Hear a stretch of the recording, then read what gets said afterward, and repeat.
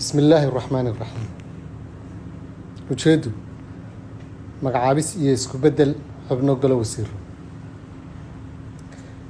Ra'iisul Wasaaraha Xukuumadda Jamhuuriyadda Federaalka Soomaaliya Maxamed Xuseen Roble markuu arkay qodobka 97 faqradiisa 3 ee dastuurka dalka, markuu arkay qodobka 98 faqradiisa 2 xarfaha A iyo B ee dastuurka dalka, markuu arkay qodobka 10 xarfaha A, B iyo C ee dastuurka dalka, markuu tixgeliyay talada madaxweynaha Jamhuuriyadda Federaalka Soomaaliya, markuu arkay howlaha baaxadda leh ee hor yaalla xukuumadda Jamhuuriyadda Federaalka Soomaaliya, markuu garwaaqsaday baahida loo qabo isku beddelka iyo magacaabista wasiirada wasaaradda duulista iyo hawada iyo wasaaradda shaqada iyo arrimaha bulshada, waxa uu magacaabay laga bilaabo taariikhda maanta mudane Durraan Axmed Faarax waxaa loo magacaabay wasiirka wasaaradda gaadiidka iyo duulista hawada ee xukuumadda Jamhuuriyadda Federaalka Soomaaliya.